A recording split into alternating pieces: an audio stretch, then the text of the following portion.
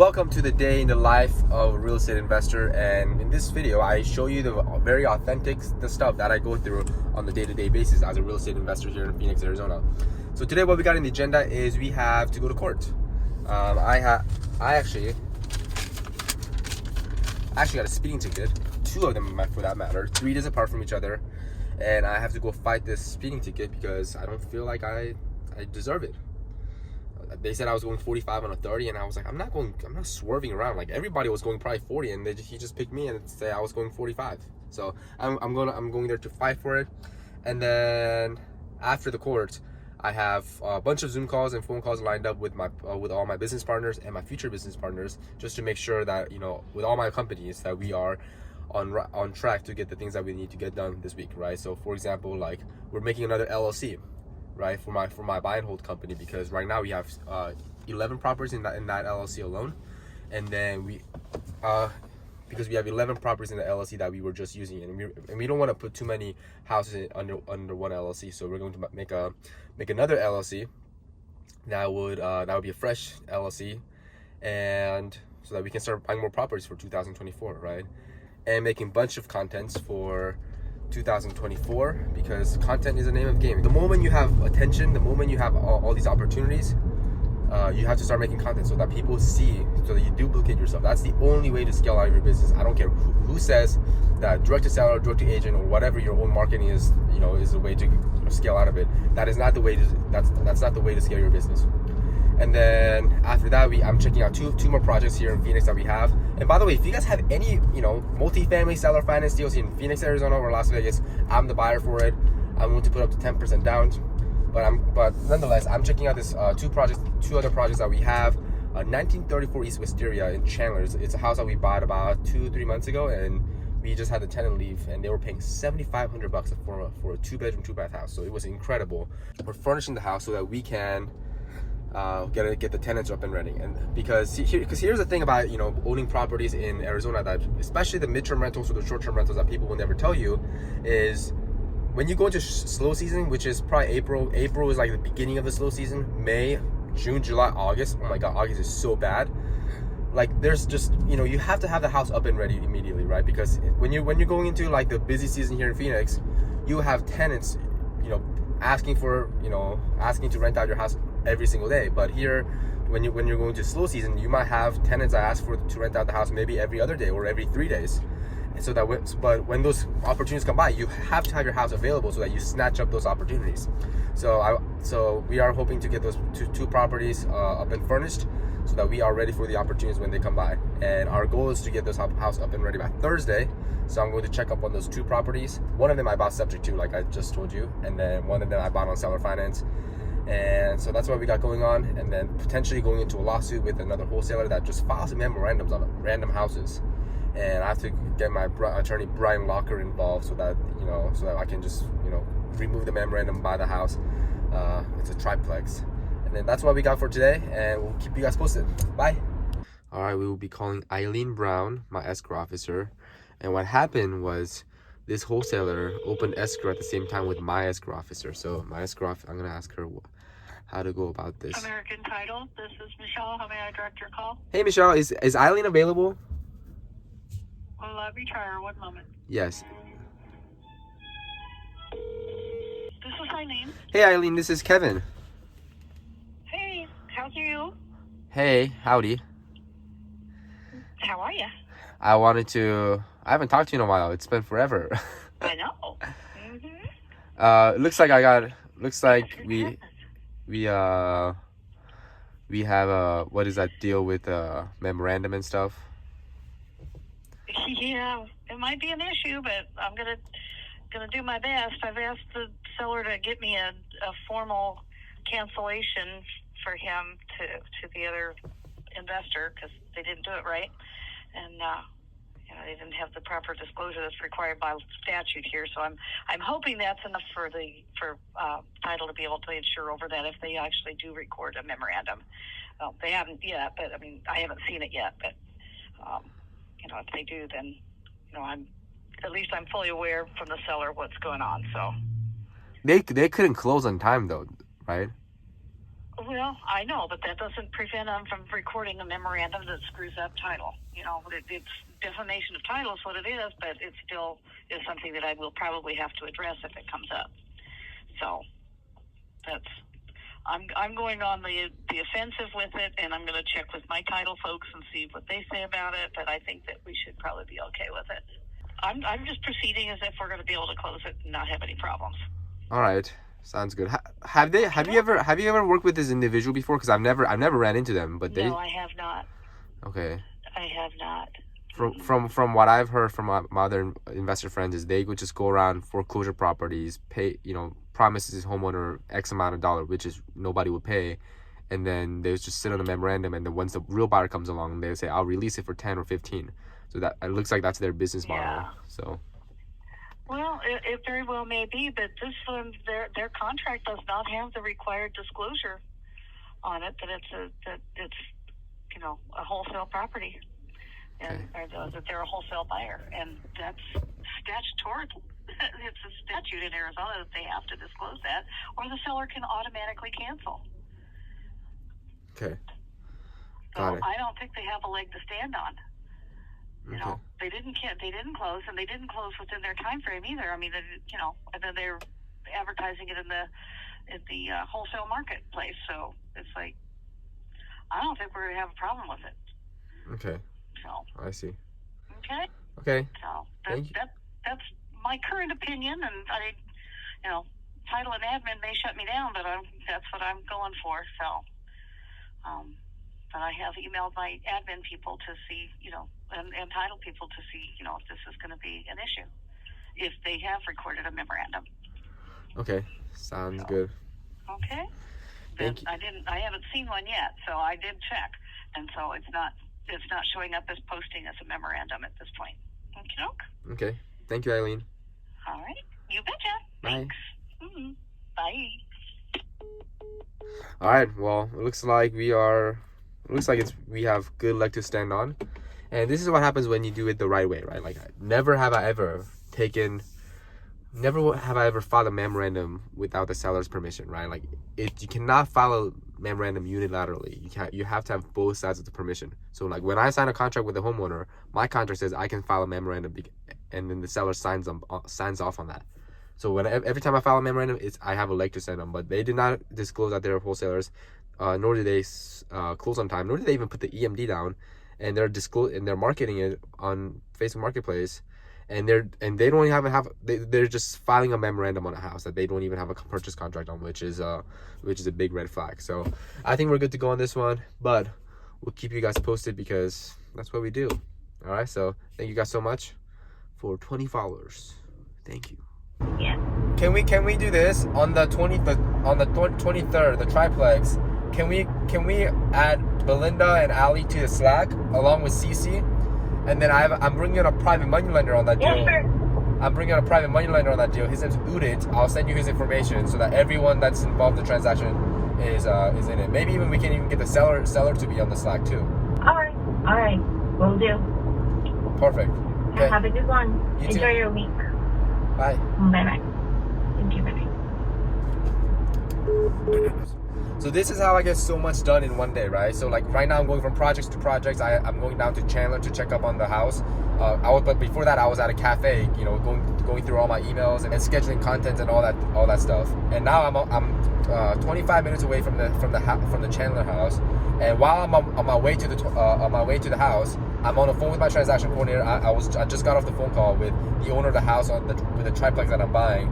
I got off the phone call with the title company with my escrow officer Eileen Brown. So I get all of these phone calls done while I'm on the road. And then if I don't have any phone calls lined up, then I listen to a podcast. So this is how I'm going to maximize my day, because it's like even when I'm home and I have a phone call, not a Zoom call. If I have a phone call, I try to be outside and get some at least get 2,000 steps in per call, right? So that's how I'm able to maximize so much of my day, is because I'm never doing one thing I'm never doing one thing at a time. I'm doing multiple things at a time. The 30 minutes of me driving, it usually means I can be on the phone for at least three different people. And today just cumulatively I'll be on the road for maybe an hour and a half. but like within an hour and a half, I can clear out all the phone calls at the same time, and I'm making content. So this is how you maximize your day, and this is how you truly scale yourself out of the business. And I try my best not to have any Zoom calls, but because Zoom calls requires me to be in a stationary spot. And then as soon as I get to the house, I'm gonna check up on the house, make another content, and then I have a Zoom call. This is a Zoom call. I have a Zoom call with my bookkeeper, because I opened up another social media company, and I need to open up a QuickBooks file with a Interactify media company. So, and then after that, I'll be going to another house that I'll be checking out the progress on, and then I'll be taking some photos at the house, and then make some posts on Sub to Facebook group, and build content just in 2 hours. So this content is the name of the game. Attention is a new currency. So guys, don't just do one thing at a time. If you're making calls, go get up and walk. If you're working or if you're driving, listen to a podcast, hop on the phone call with a business partner. Whatever it is that needs to be done, but just don't be stationary and do one thing at a time, because that's not how you maximize your day. All right, we have arrived at the house, and I'll show you what the property looks like. And please don't mind the airplane upstairs. I'm not upstairs, up in the sky, because this is right by the Chandler airport. And as you can see, we have a bunch of stuff that arrived from Amazon, and we are in the process of furnishing it. And today is Monday, and we need to get this house up and running by Thursday. So we have 3 days, and this is a look at this house. Oh my gosh. Look at this house. Let me, I will show you what it looks like. Boom. Boom. It's a 2-bedroom, 2-bath, 2,000 square feet. So it's a huge house, but it's only 2-bedroom. And look how it's a 13-foot ceiling. And this is a 2018 new construction. And oh my God, this is like way nicer than my house. I don't know why all the lights are on though. All the lights should be off, because we don't want to. We're not wasting money on electricity that we don't need to spend money on. All right, guys. And the best part about it is this house actually got rented out unfurnished, so which is the best part about it. And look, oh my God, I didn't know this any stuff was in the house. All this art, all that. I don't know how much we spend, but it is going to come out of our cash flows, because we gave up on cash flow for the last 11 months, and we got our first paycheck. So we just reinvest everything back into our company. All right, so look at this. Bada bing, bada boom. And let's go upstairs. Hello. Hopefully nobody's upstairs. We just got the carpet cleaned. Oh my gosh, this is beautiful. Let me just open up the blind so we can get some lights in here. And this is in a gated community, and this house we bought is up to 2-bedroom, 2-bath, and we bought it for $550,000. That's some change. And I want to shout out Gage Garber, my integrator. So where this deal came about was we have our own wholesale business called cranking out marketing, right? So we have our text messages that go out, we have cold callers, we have emails that go out to these agents. And what happens for most people is they just send out a message, or they call the homeowner once or the agent once, and they never follow up. And where this deal came from was that Gage set me up a CRM, and he has his own CRM company, and he can copy it exactly the same as he did it for me. So the way that Gage was able to set up my CRM was I'll send out an initial text message on day 1, and in day 9 I'll do a follow-up message, but I'm never involved. It's like a dream sequence. It just goes out automatically. And where this deal came about was, I think on day 33 or something, Gage's CRM sent another messages out to this realtor, and then realtor was like, you know what? I think the seller might be open to it. And then that's when we start the conversation back up again, and we were able to get this deal under contract. We bought it sub 2, meaning we took over the previous homeowner's mortgage at 5.5% interest rate, and I didn't need to make another call, and I didn't even know the text messages went out. It just went out so effortlessly and automatically that that we were still able to get this deal done. So if you don't have a CRM that automatically sends out messages for you, even when you forget about it, you need a CRM, because we've done probably last year 25 deals where we forgot about the deal, but because we had a CRM that was automatically send out messages, it would reignite the lead that was technically dead, right? So when this first came up on the market, there were so many wholesalers calling this exact same list. And you know what? You should not have to do any of the follow-ups yourself. You're a business owner. You don't have time to do follow-ups on your own. What you want to do is you want to have a CRM that does a follow-up for you, okay? So topintegrator.com, and they will get you set up, or maybe the link in bio. But this is a $550,000 house. We bought it for $20,000 or $25,000 all in, so it's a phenomenal deal. And this house, we got it rented out for $7,500 as of during the busy season here in Phoenix, because there was like Waste Management and Barrett Jackson, and everybody was coming to Arizona. And this house, our PITI is $3,500, and we got it rented out for $7,500. And because of the CRM, we were able to buy this deal. So topintegrator.com, and they will get you set up on the CRM just the way they have my CRM set up. Okay guys, I am coming back from the Chandler house that I just looked at, but there is a 7-unit here in Phoenix that a realtor of mine sent it to me. It's in Phoenix. It's a great location. 7-unit purchase price is $1.7 million, $100,000 down, 5% interest rate, 30-year term with 10-year balloon. So it's a really good deal in terms of the terms. But I am on the road, so I'm gonna call my partner, right now, just for her to run the numbers for me real quick, because I don't ever sit down and run the numbers. I have somebody else do it for me. So give me 1 second. So hey, can you run the numbers on this real quick? Yeah, you're fine. You good? Yeah, 1.7 million is a purchase price. $100,000 is a down payment. So the loan will be 1.6, and 30-year term with 10-year balloon with 5% interest rate, amortized. We are at 9,774 with. I'm not sure if this is the real property tax. It looks like it's lower, 1,119.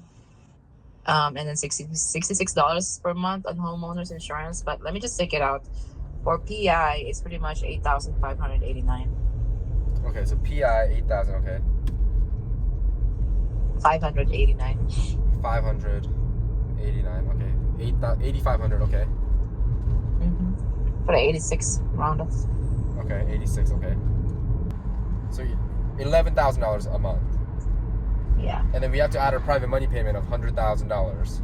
I mean, so that'd be $1,000 a month. So every month, let's just say $13,000 is our net operating income. Can we still cash flow? Why is the price is so high? Why is it? Well, that's what they're asking for. It was $1.7 million. So what's the monthly payment come out to be at that point? We're at $12K with the PML. Okay, so let's just bump it up to 13 grand just to be safe. Yeah. What do you think we could rent out for 7 units? What is it? The number of beds and baths again? It's like combinations, like studio, one bed, one bath, and two bed, one baths. How many is the 2 beds, sir? I have no clue. I have to take a look at it. But let's just say each of them rent out for $2,100 on average. Okay, so 7 is 14,700. It's really hard when the purchase price is so high. If it is if there's at least 3 bedrooms, I mean, it's great because we could add 3K. But it's like if you can compare it to other deals, it's like we're gonna make the same, but it's not gonna be 1.7. It's like that. Yeah, I mean, if they can do, let's say, okay, if we amortize it as 40 years, then that's different. Hold on, let's see. I imagine it won't be that much different if you amortize it to 30 years or 40 years. Maybe $1,000 different. That's my guess. Probably. Yeah, that means we're gonna have to spend $100 grand, probably $110,000 just to get into it, and probably another $10,000 every single unit. So we'll be into it for a little under $200,000. Yeah. I mean, I feel like we have a better chance at buying small 4 units for $600,000 or $700,000 here. Oh, it definitely. It's like we can make the same 1/3 of the price. That's the deal. It looks like the deal is not so good because the purchase price is so high. But you know what? It doesn't mean I'm not gonna work this deal. I'm still gonna check it out because I want to build a relationship with this wholesale. With this agent, because hey, I'm serious enough to go take a look at it. That's what it shows to me. Right? And this is the best part about doing deals locally in your market is you can show people that you're serious just by going to the house and giving them and telling them, hey, because I told them before I started recording, I said I'll be there at 5:20 and I'll call you with an answer at 6 o'clock. Whether my answer is yes or no, I will still give you an answer, right? So this is how you build that relationship with an agent. And he sent me probably 3 or 4 other deals with seller finance on multifamily. So if you guys have any multifamily seller finance deals here in Arizona or Las Vegas, I am your buyer and I will check it out myself. All right, I'm here at the house, and it is a pretty rough neighborhood, I would say. It is a pretty rough neighborhood, but it is that. Let's see. It's this one right here. Red one. All right, so when you're analyzing a neighborhood, right? There's no really right or wrong way for you to analyze a deal or analyze a neighborhood, but when you look at a neighborhood that has it looks like they have a lot of homeless people problem, like drug problem, you can kind of tell, like, number one, the buildings are run down for sure, but also there are a lot of chairs in the front lawns of other houses, right? Because they just sit there, you know, like that's what they do. So that's one thing that I'm looking for. But I think this one will be too rough in a neighborhood. Like if you guys look at right here, all right. So the house is gonna be right on the right side. I'm gonna try to do it real quick just because I don't want to get in trouble. But like, look at this, little rundown, a lot of trucks, a lot of trailers, a lot of trash on the floor, and then a lot of gates. Like all these are gated. And that's something you have to factor in. And as I'm checking out this neighborhood, this is a neighborhood that I would not want my tenants to live in, right? So for me, I have standards that are higher than anybody else's just because I make the amount of money that I make and I can afford to live in really nice, you know, not like really nice neighborhoods, but like decently nice neighborhoods.